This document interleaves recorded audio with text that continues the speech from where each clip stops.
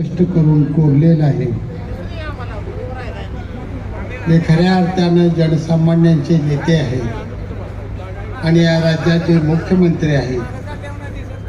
ते आदरणीय आपले सर्वांचे लाडके नेते एकनाथजी शिंदे साहेब. माझा जिव्हाळ्याचा एक मित्र, ज्यानं फडणवीस साहेबांचा शब्द खासदारकीला ऐकला नाही म्हणून त्याची मी दोस्ती तोडली होती 1.5 वर्ष. तो आज पुन्हा माझ्यासाठी इथं जाऊन आला. ते आमदार उत्तमराव जानकर,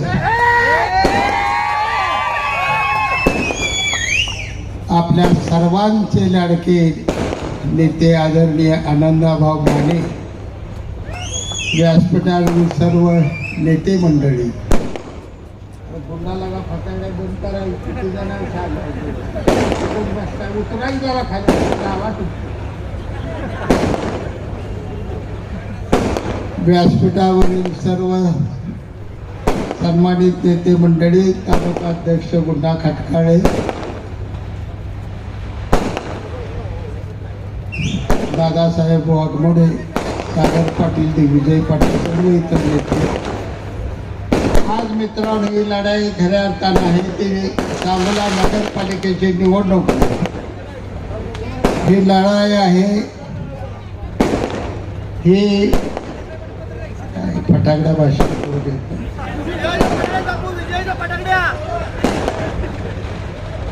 ही आपल्या स्वाभिमानाची निवडणूक आहे.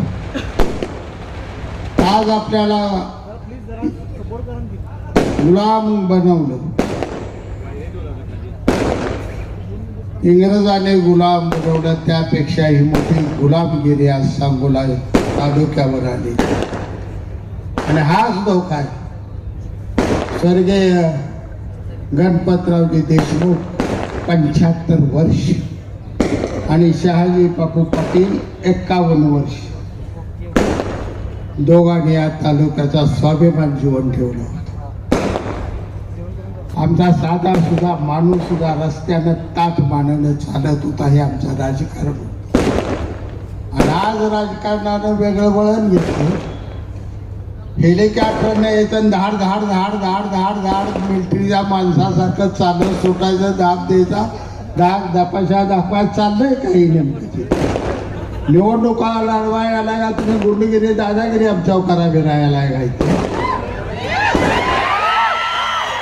तुमच्या सगळ्यांना माझी आई शपथ आहे, तुमच्या आईची.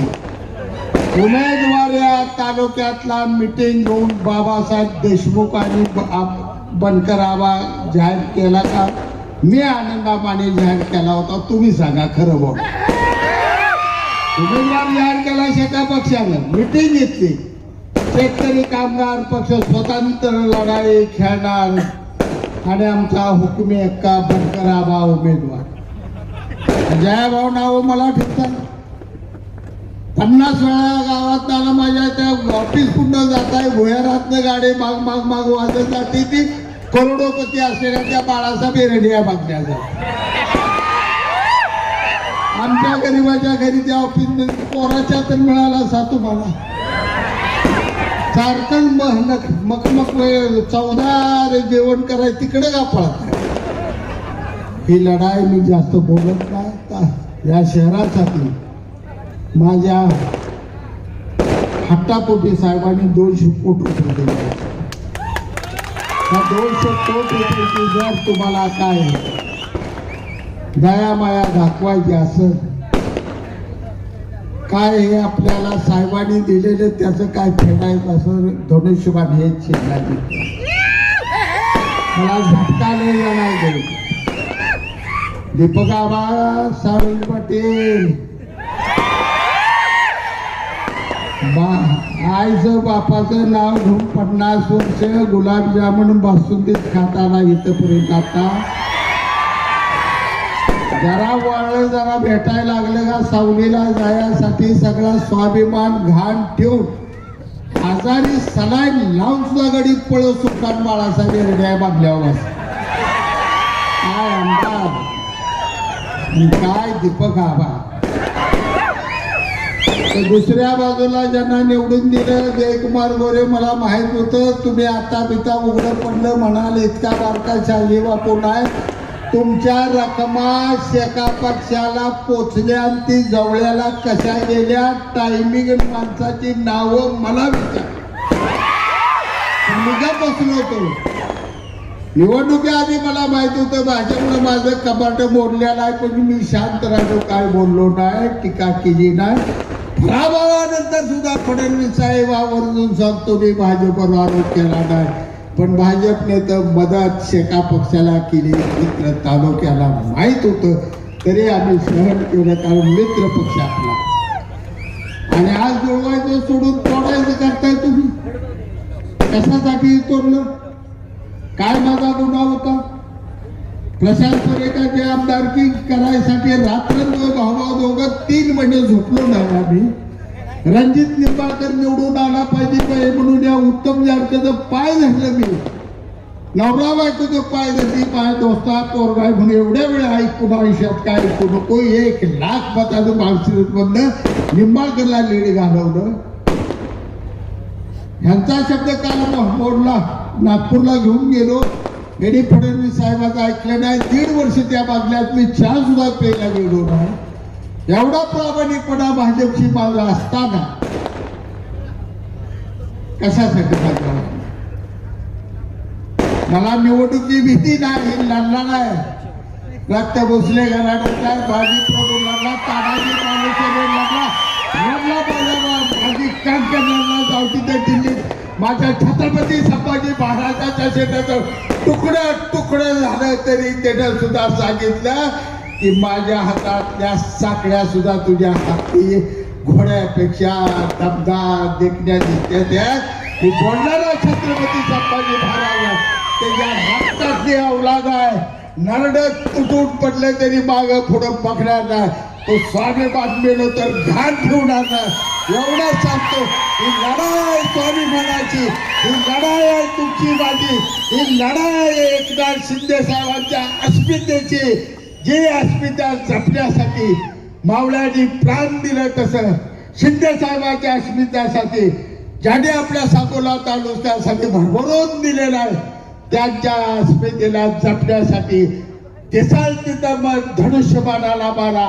आणि हे जे बसले मला माहित आहे गावरून त्यांना बी कळलंय, सगळे कपारटे बोलले, काम झाले तमाम. आता रात्री बसल्या 2 हप्ते काढायचे म्हणजे सगळा ते सांगोलचं आलो का. सुभद्रेचं पंचपक्वान सोडून श्रीकृष्णानं द्रौपदीची भाजी भाकरी खाल्ली होती. अरे हेरड्या, तुझं आपल्या दिशाची थाळी धुडकोल माझी जनता आणि आनंद माडेच्या झोपडीतली भाजी भाकरी खाईल एवढं मी खात्रीने सांगतो. पैशावर सांगोला तालुका विकत घेऊ नका, तुमचा घनघोर अपमान होईल. आणि लय मस्ती पैशाची आली नाही आमच्यात सत्ता, पण भाजरावनं आमच्या हातात आमचं मनगाठा एवढं देणार. पेटवून उठलं तर सरळ काहीच कुणाला दबकवत आहे, मला दबकवत आहे. महाराष्ट्र मला घाबरतो आणि कुत्री गावची माकडं आल्या ती मला दबकवते. एक जण येतो लय अवघड आहे, दीपक आव्हाने बोलून गेलो ना, लय अवघड आहे माझं, लय अवघड झालं. तुम्ही मागतो तुमच्या पाया पडतो आणि 5-6 जागा घ्या आणि होय म्हणा. काय म्हणतो कुठं द्यावं लागलं मिळालं नाही म्हणून. दुसऱ्या जिल्हाध्यक्षाला मला वाटतं तुम्ही फडणवीसांना साहेबांना भेटू. मी तुम्हाला उपनगराध्यक्ष आणि 7-8 जागा द्यायला, बाळू केदार मला द्यायला. काय तुम्ही या तालुक्याच्या राजाला सुद्धा भीक वाढायला लागला का? काय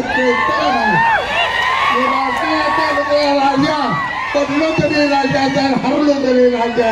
या तालुक्याला 2 राजे, एक भाई गणपतरावजी देशमुख, अनेक शहाजी पटेल सोडून या तालुक्याला कोणी ठपवायचं काय हे सांगतो. आज तुम्हाला या ठिकाणी भाई गणपतरावजी देशमुखांच्या समाधीची पूजा करायचा अधिकार त्यांनी गमावलेला आहे. आता समाधीची पूजा करण्याचा आपला अधिकार आहे. आजपासून सांगतो तुम्हाला, निवडणूक जिंका, घरादारात जावा, लढाई जिंका आणि गुलालाची उधळण करत आनंदा मानेला सोतगिरणीच्या भाई गणपतराव देशमुखच्या समाधीवर घेऊन जाऊया आणि आबासाहेबांचा आशीर्वाद घेऊया. कारण आबासाहेबांचं आयुष्यात मिळवलं नातवानं सगळं रे घालवलं. पोपटराव देशमुख कसला बाळ जन्माला आणला, कुठला पाळणा यायला होता या पाळण्याला. जास्त बोलत नाही, वेळ कमी आहे. पुन्हा कळकळी मैदान शेवटचं आहे. शेवटची सभा ही खरं मैदान. काय मी काळजी करू नका, धमाकेच आहे आता.